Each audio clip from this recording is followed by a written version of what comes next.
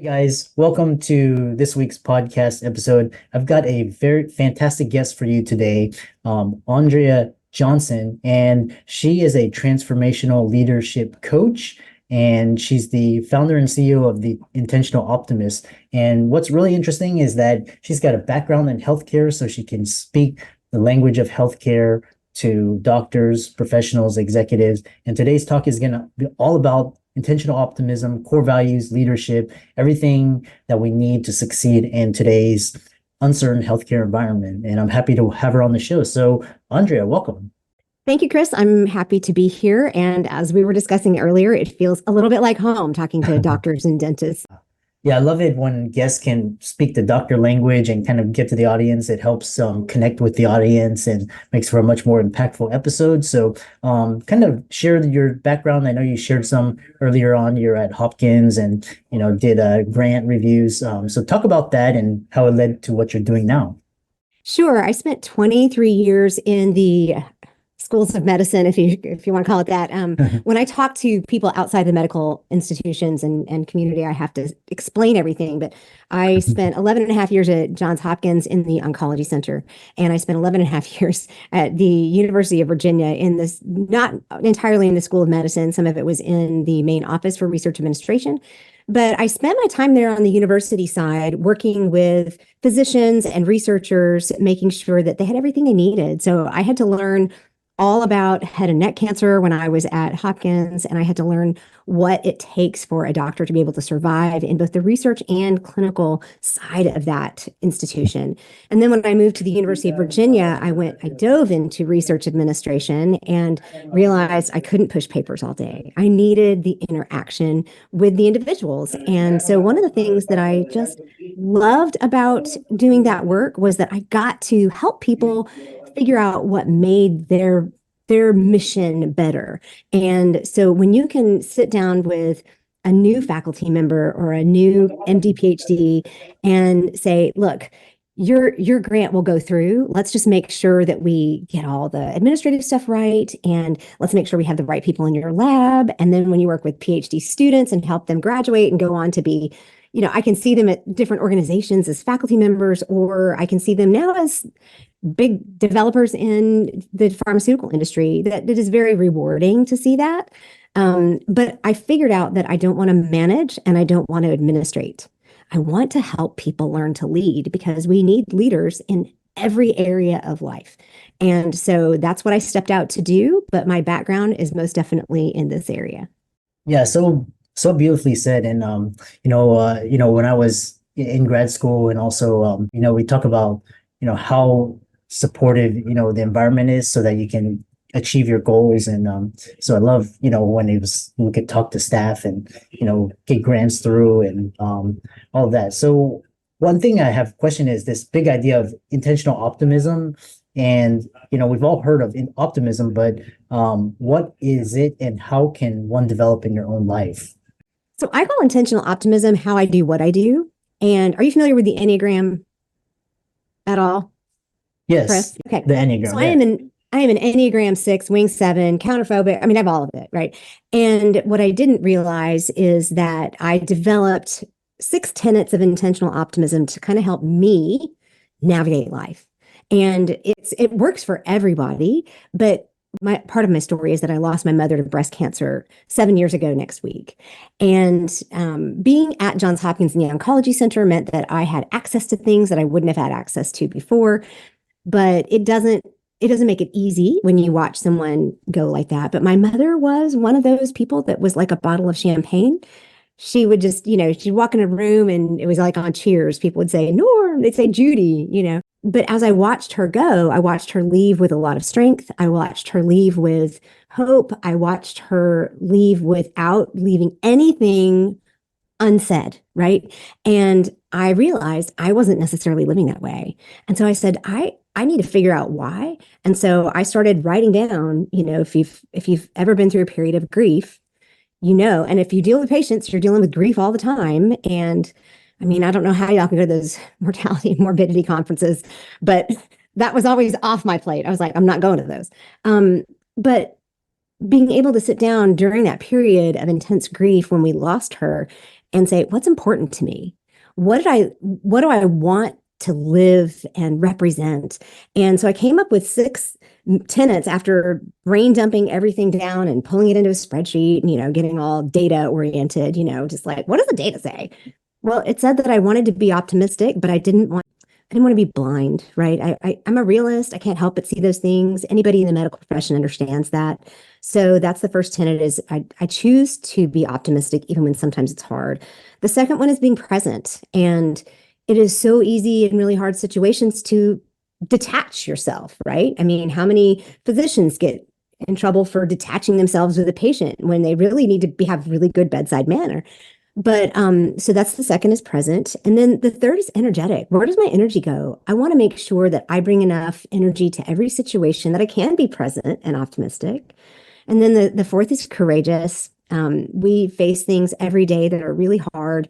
And, this is the more I talk about it with you as a physician, it's like, this is really good for physicians. I never thought about it. But it's just being willing to say, I'm going to challenge today, undaunted. I'm going to walk in. I'm going to be resilient. This is where the resilience piece comes in. The fifth one is wise. Anybody who's been through hard stuff has gained wisdom. Anybody who has been around the sun as many times as I have at this age, you gain wisdom. And when we are willing to share that, then we become agents of change in ways that are much quieter and much more longevity producing, I guess. Sustainable is a word I would like to use. And then the final one to bookend it all is intentionality. And if you don't have a plan, you may not get anywhere. And, for anybody who's had several degrees, and if you're a physician, you've been through residency, you've been through medical school, you've been through college. So you know what that's like, and you know what it's like to have an intentional plan. None of this should be ironclad. It should be like scaffolding. I was raised in Seoul, Korea. My parents were missionaries, and their scaffolding there for high rises, I don't know if it still is, but back when I was there in the 70s and 80s, was bamboo. And it would scare us to death, because we're used to seeing my grandfather was a steel worker. But to see that scaffolding go up and think, oh my goodness, that could just fall at any moment. But what it does is it gives you the scaffolding that allows you to climb and allows you to build, but it gives you a little bit of flexibility. And so I think that's what I would suggest the tenets of intentional optimism is a scaffolding with flexibility to help you live the way you want to live, to show up in your strengths, to show up in your core values as somebody who can make a difference. I've really had a lot of like the previous guests. They're so eloquent. The guests today are speaking so beautifully and eloquently. And so the next question I have is this idea of so when you talked about 6 core tenets and how to develop it. So the next question is kind of you talk about this idea of critical thinking, which is your most effective personal growth skill, but on top of that, you have 3 levels of awareness, A, B's, and C's, and kind of talk about that as it relates to critical thinking. Yeah. Growing up in Western society, we are, especially now, my son is a freshman in high school. So there's very much this teach to the test and figuring out, it's like, just answer the question. It's like, well, yes, but, and being willing to teach ourselves, because we may not have been taught how to question everything.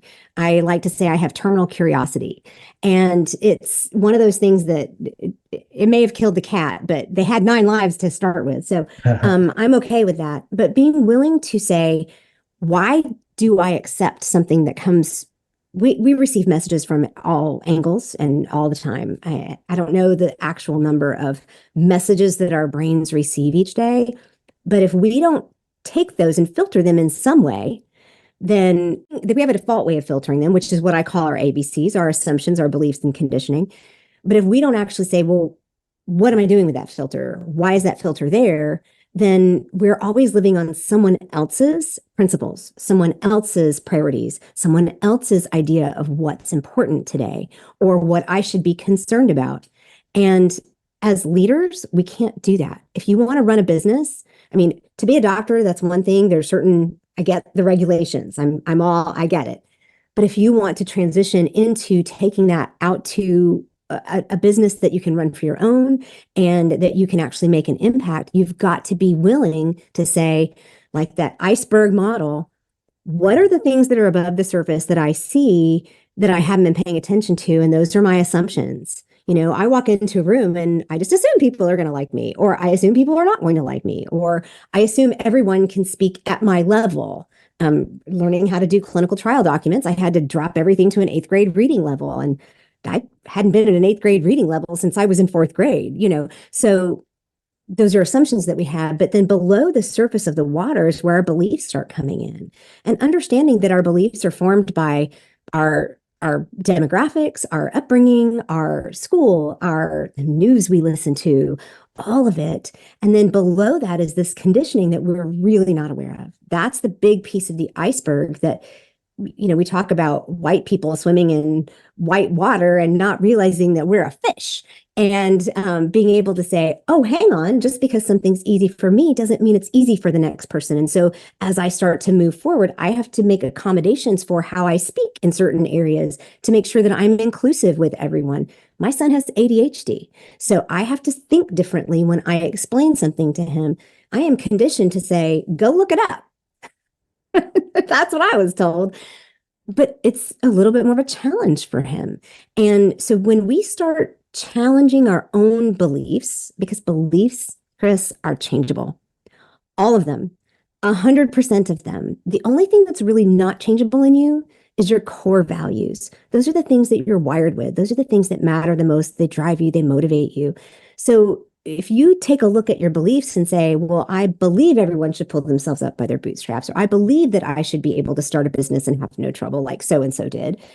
What does that mean? What does it mean from your religious background? So all of these things come into play when you start looking at, okay, I am going to be a leader in my space. I am going to make a difference. And if you're not willing to look at them, you're going to be hamstrung, as I like to say. Yeah, I love that and how you described just kind of your levels of awareness and kind of consciously, once you develop this idea of awareness, then you can start to consciously, intentionally, formulate a plan for you to Yeah. succeed. And what we're basically getting down to is coping and emotional resiliency. Mm. And so what I like to transition, and one thing is talking about is that you talk about trials and tribulations and how that has you facing significant challenges and how these experiences contribute to your emotional resilience as well as kind of emotional resilience techniques. Sure. The first thing that I want to say to everybody is that we don't know what we know until we know it. And that's true in any diagnosis. That's true in any research endeavor. And being in a research environment helped me understand that a negative answer is still an answer, right? That's still an answer to a research hypothesis. And even though it's a hard thing, we learn from it. So when I talk about going through trials and tribulations, one of them I already mentioned was, we all have hard things, right? It's like, I'm not special. But my mother dying of cancer after 15 years of that and 3 years of lupus before. So all of those things together. Growing up overseas sounds like a cakewalk, but it's not for a 7-year-old kid who is like tossed into a whole new environment. We see that happening with other kids coming to the United States in a whole new environment. We see it with kids who have different neurodiversity than the norm. But for me, it was things like that. It was things like, and being in Korea during the time when the DMZ was always being challenged.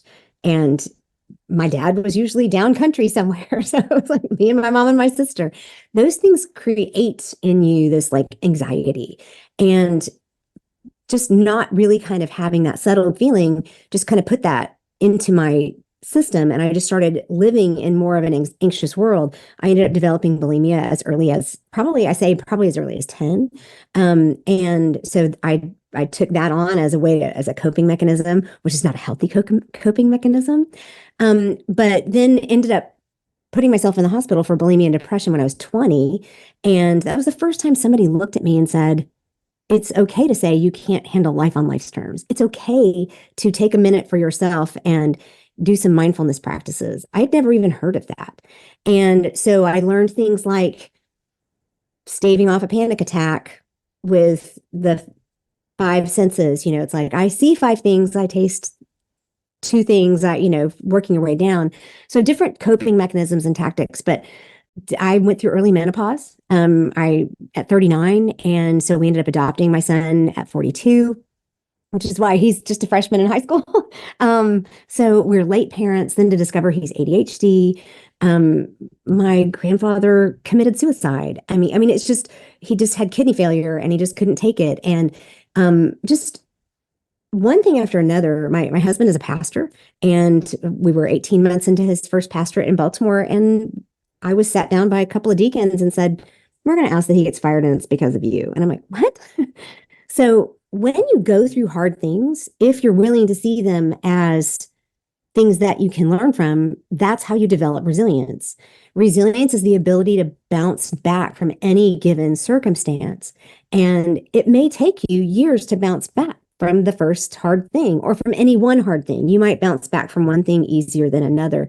I just did a conference here. I'm a Maxwell certified leadership trainer and coach. And every year he does a Live to Lead conference. And Ryan Leak was one of our speakers this year. And one of the things he talked about in chasing failure was it's easier to bounce back from a $15, oops, I forgot to turn off that prescription, that subscription, than it is from a $15,000, oops, I shouldn't invest in that. But we learn from all of them. And if we develop a learner attitude, an attitude of, I am always a beginner and I am always learning, then that gives us a leg up and a slight mechanism to cope with some of the difficult things that happen.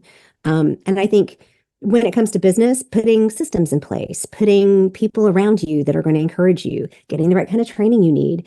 When you are a doctor, you have to go through all kinds of medical training.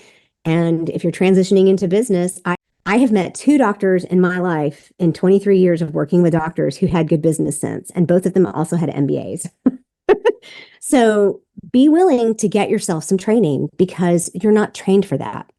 And be willing to say, I need some help. So it may be that you need a leadership coach. It may be that you need some business courses or something like that. But when you start looking at these quote setbacks or hard things as learning opportunities, that's where your resilience starts to come from.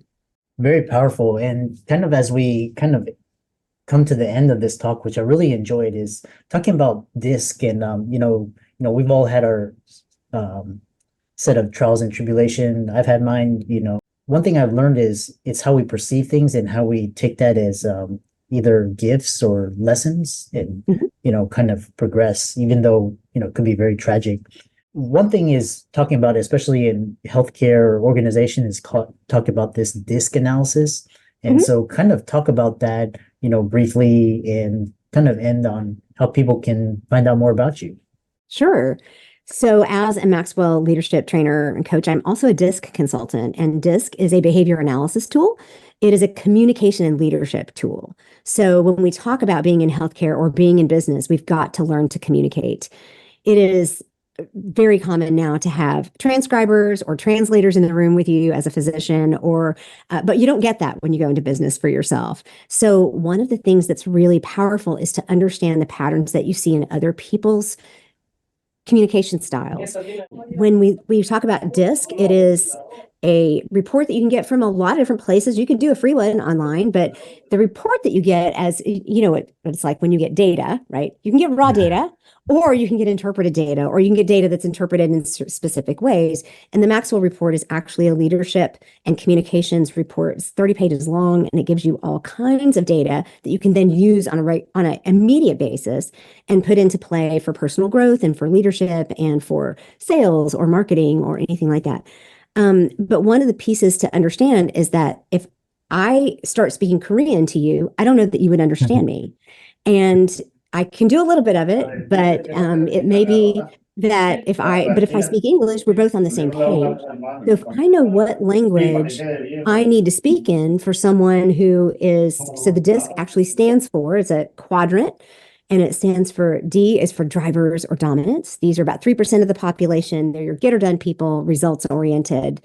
These are your bullet point people. It's not uncommon to have surgeons be Ds, right? It's just like, or ER people, right? It's boom, boom, boom, Yeah. right?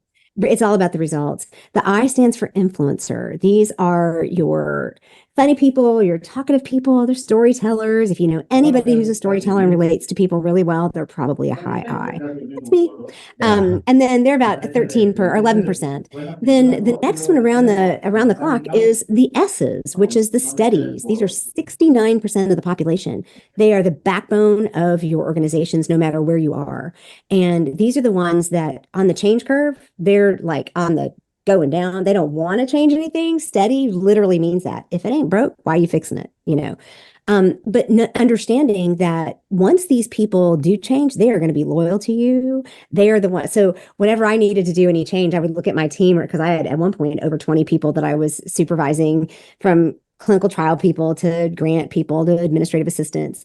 And if I needed to do some change, I'd be like, I know I need to talk to this person and get them on board and let them see the benefits of it, and then let them do the actual talking. Because me as a hype person, I can only Yeah. cheerlead for so long. I get hoarse. And so when you understand that most of the people are like that, then you can actually communicate that way. And the final one, the C, is your creatives or your compliance. These are the detail people. These are your like my husband is one of these, either musical people or your accountants, your financial people. But it can also be like, I have an oncologist that I have worked with who is a straight C. Usually we have all of them, and we do to a certain extent, but she represented so high on the C scale. But for her, every single piece of every single patient was detailed out. She wanted to know all of it. So when you know who you're speaking to, you know that if a C is not asking you questions because they don't trust you, they want the right answer. An I wants to tell you a story, and if you cut them off, you've offended them. And a D just really wants to get out the door. Can we take this? Can we be done with this? Can we make a decision to move? But if you know those things, it really helps you. So what I do is I offer both just the straight assessment, or I offer individual one-on-one coaching with that. Like I can do a debrief, a 90 minute to a 2 hour debrief to kind of walk through yours personally. I can add coaching on the end of that. But I also do that in organizations, and it's really fun to put an entire team in the room and say, all right, y'all, let's see, these people are this and these people are this. It makes the light bulbs go on. So I have a couple of Yeah. things that would help out your listeners. I do have one link that is just a free, what I call a disc cheat sheet. And so it's theintentionaloptimist.com is my website. You can find everything there. Links, it's going to get me. I'm on LinkedIn, I'm on Instagram, I'm on Facebook, I'm on YouTube. I have a podcast, Stand Tall and Own It. But if you go to the intent/cheat, CHEAT, you will get that ultimate cheat sheet. And what it'll give you is a crosswalk. If you see person acting like this, they might be a D, and this is how you talk to them, et cetera. It also gives you how to talk to kids, because if you have children and you're like, I don't know what to do with this kid, it may be that you're speaking different languages. So I have that as something that is easily accessible. But the other thing is I created a special download and a special link for your listeners. Specifically, it's at theintentionaloptimist.com/financial freedom. And because that's just the name of the podcast. And it's literally a 1-page download for getting started on their core values. So if you want to know what makes you tick and how you can actually play to your own strengths, that's going to do it for you. And there's plenty of information in there that will put you in touch with me if you need more help. Out there listening, Andrea, for coming on. I really enjoyed talking with Andrea, and hopefully, what she said resonated with the audience. Be sure to check out her socials, give her a like and follow. And with that, thanks so much for coming on. Thank you. It's my pleasure.